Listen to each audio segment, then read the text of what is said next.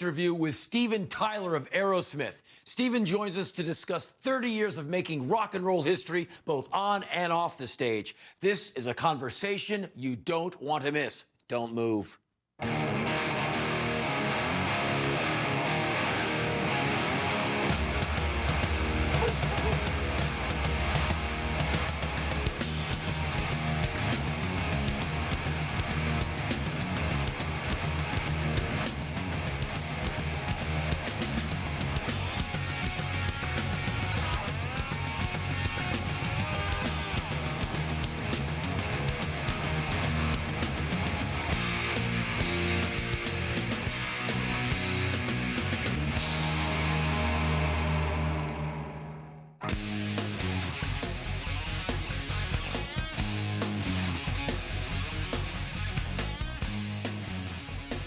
Steven Tyler is joining us tonight. Aerosmith's most recent greatest hits compilation, Devil's Got a New Disguise, marks their 26th release. And with more than 100 million albums sold worldwide, Aerosmith continues to be one of the most enduring and powerful forces in American rock music. Nowhere near slowing down, we're catching Steven in the middle of another world tour, and we're incredibly grateful that he could take the time to sit with us tonight. Steven? Sire. Good to meet you, sir. Nice to meet you, too. Let's talk about your new album. You're now, is it in any kind of stage of completion? Have you started it, or? This is the last album for Sony, and we're putting together some songs that we've written in the past that never finished, and stuff we're going into right now. The album Toys in the Attic, for a lot of people, you know, it's the album of their time. It's the album of a generation. Certainly for me. How do you feel about the Toys in the Attic record all these years later? I still love it. I remember putting records together. It was a moment in time. For the 6 months or 5 months it took us to do that album, I don't remember spending any more than a year writing those albums. We would do blockouts, which was you just bought the studio, record plant in New York, for 2 months. And we would arrive at, I'm laughing because we would get there at like 9 o'clock at night and snorting half a Peru, right. Get in by 3 o'clock in the morning, do the song, take 21. And then Jack Douglas would take the song and the front of take 1 to the middle section of 14, to the end of, we would put it together, and it was so much fun. To this day, they still work in a sense that we were on a mission. There was no, maybe if the band doesn't work, there was no, it was that we have to do this, that we're going to do this, that we're going to make this work. And after that first song at 1325 Comm Ave in Boston, where I sat on a waterbed with Joe, and he went, and I went, we all live on the edge of town. I went, give me a paper, give me a pencil, and I wrote it down. We wrote our first song. After that moment, it was Ole Ole Infree. I knew that we had something that no one else had. You would never say that back then, but when we got into the flow of rocks, particularly Toys in the Attic, wow. I mean, it was, Joe would come up with a lick, and I would throw down the melody, and it would build like that. And within 3 or 4 days, we'd have the song. Right down to Back in the Saddle Again. I remember taking tambourines and gaffer taping them to my boots and having someone bring in a piece of marine plywood, peeling off my boots and chaps. I'm saying, and just having fun. It was all fun back then. It was, the creativity was just, even if it sucked, it would have sucked big. Yeah. So it just had to be, it was just something that was, just something clicked. Right. Something clicked. Listening to your old albums, how do you think your artistic tastes have changed? I I'm not sure if we even have any artistic tastes. I think that the thing about this band, a lot of people like to think, well, that's my favorite rock band. But however, what about Dream On doing her Kiss Your Thing? I mean, Miss a Thing. There's a whole other side that when I first went and saw Joe Perry's band play in New Hampshire, I had been in bands since '64 till '69, and then quit those and went. That's it. Hitchhiked from Long Island all the way up to New Hampshire. I was at my wit's end. I thought, oh my God, this isn't working. I'm going to have to tune pianos or become a forest ranger or something. And then I'm mowing the lawn. Joe Perry pulls up in his little car and goes, hey, I didn't know you were up here. And his black hair down to here, black horn-rimmed glasses, white tape. I mean, the nerd thing. However, when I went and saw him that night, they did Alvin Lee. I'm going home. I see my baby. Yep. And then they did that one song. Dum dum dum do do do do dum. Well, if you wanna rock, that Rattlesnake Shake song, and it grooved so ridiculously so that I went ah. So that coupled with my father went to Juilliard. He was a pianist, and putting those two together. I forget your original question. But you see, that's how it grew, and it grew from going from that type of feeling to, and then Dream On, which was off the first album I wrote. That there is no what it is about Aerosmith. A person can love something about Aerosmith. Oh, I love that Angel song, but then another person can say, I love Train Kept A-Rollin'. Yeah. And oh my God, Fever, who wrote that? And blah, blah, blah. And I think that the thing about Aerosmith that's been longevity is that the diversity. That's what I believe in my heart. But stylistically, do you think the band has gone through any changes? I mean, there's always been a lot of blues in the music, and that seems to be a real main artery of this band. Is it's not always blues-based music what you do, but there's always some blues somewhere on that record. When I listen to Toys in the Attic and I listen to Pump, for instance, wow. They have their rock spots, they have their wet spots, they have their let's have a cigarette now spot, pass me the Kleenex spot, they have the I want to get married to that song spot, but they're two separate albums. Yeah. And then we went into that place where we wrote with some other people. Still, nevertheless, I wrote with people that came up with ideas, and I went, dude, I can't sing that. What are you kidding? And I fought with them, and I went, it was, there goes my old girlfriend, there's another diamond ring. And, all the late night promises. I would do that with, the Marty Fredricksons, the Richie Supas, I remember Loving an Elevator. Now, I wrote the lyrics to that anyway, because I always, you get in an elevator and people are going, they're looking up at the numbers changing. They won't look at each other and go, hey, so how you doing, man? No, not a chance. They're looking at the numbers as if, right? Oh, I'm waiting to see what floor. Well, come on, man. No one will talk to each other in there. And I just thought, what if I wrote a song called Love in an Elevator, which would kind of, maybe if they were in an elevator, they would think about,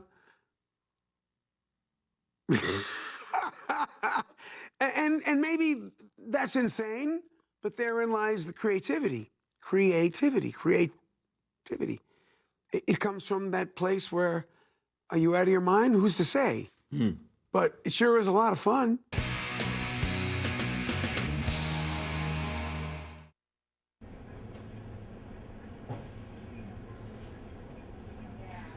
I'm a teleporter.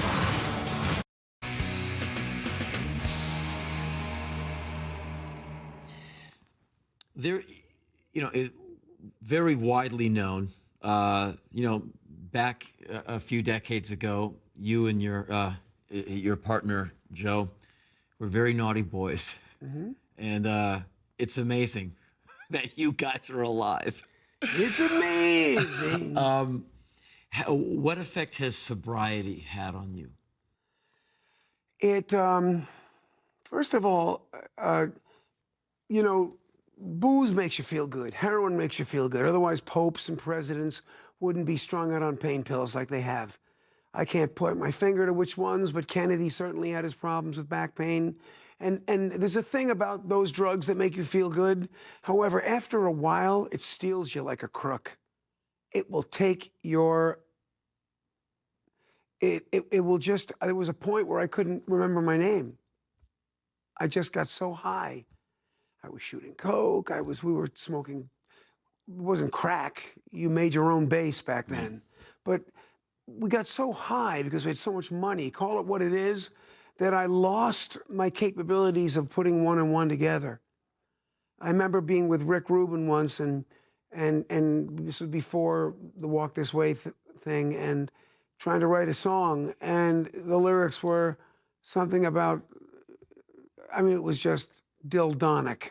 I just didn't get the big picture. It took my soul. It steals you. Henry. Was I through?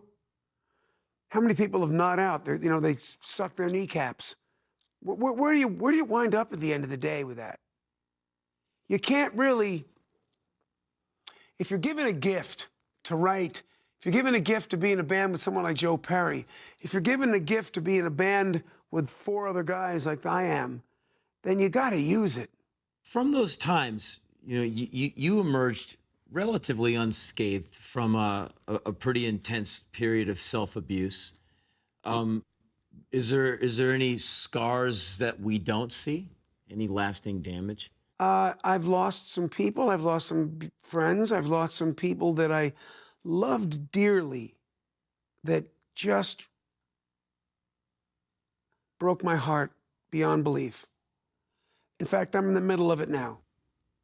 Does that answer your question? Yeah, I guess. I mean, it just seems to me, if you look at like Mick and Keith, people try and hang with that band, and they got a lot of people killed. Like people would try and hang with Charlie Parker, and we get them killed. Just to trying to keep up with that comet. I'm sure there's just a lot of people who got chewed up in the machine that is Aerosmith.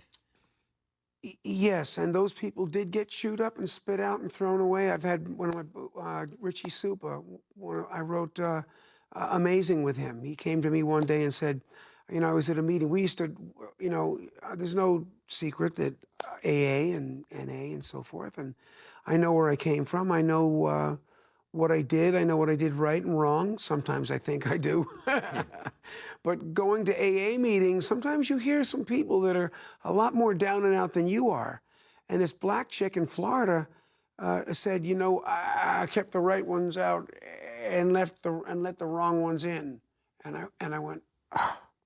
Actually, I didn't. Richie did. And he came to me with that, and had an angel of mercy to see me through all my sin. There were times in my life when I was going insane, trying to walk through the game. Yeah, I've got scars. Yeah. I've got scars. I don't like to, I went through hepatitis C. I had an ACL reconstruction. And when the doctors went in, they went, there's something weird with your blood. I went, well, what? And they went, we don't know, but we're going to get the blood test back. And when they did, you have it's called non-A, non-B hepatitis. Yeah. It wasn't called hepatitis C then. Well, what does that mean? Am I going to die? Well, when you're 60 or 50, you may. How you doing? I said, well, I'm on stage every night. So you're asymptomatic. And I went, what does that mean? They said, you don't feel it. And I went, damn right. But they went, you still have it. And I went, oh, shit. So I spoke to Deepak Chopra's brother, Sanjeev, who's the head of the liver clinic in Boston. And the year the ban was given off, I went in and the doc went, I think it's time for you to do this, because it's very much from, India. I think you should do this. And I went, oh, God, all right. So, you do once a week, you do a shot in whatever fat you got, and you take 3 pills in the morning, 3 at night. And I got to tell you, man, I spent a year doing that, not 11 months. And I kicked it. It's non-detectable in my bloodstream, thank God above. But to go through that Hep C, to get, the only way out is through, to get through to the other side, fine. I did it. I managed to do it. Right. To do Super Bowl, to come do your show, to do whatever I can, there's never enough time. What did I say to you yesterday? Why do we do this? Where'd you say you were 2 days ago? Oh, Lebanon. Lebanon. Oh, gee, 2 days ago. Most people were in the bathroom, the best they can recall, 2 days ago. And you were in Lebanon. I was in Russia. And so why do we do that to ourselves? We ask ourselves, right? What did you say to me? I think because we're great and we're amazing and we're listen something to like this that. guy. I think we said. Is there a camera on? No, I said that too. You may have, but you also said because we're driven. Yeah, and life is short. I think that's what I said. I And said, life is 'cause short. Life is Yes, life is short, and why? Because we can. Yeah. And it's a bitch, but I'll tell you what, man. I'm so grateful. I got 3 daughters that beat the shit out of me daily.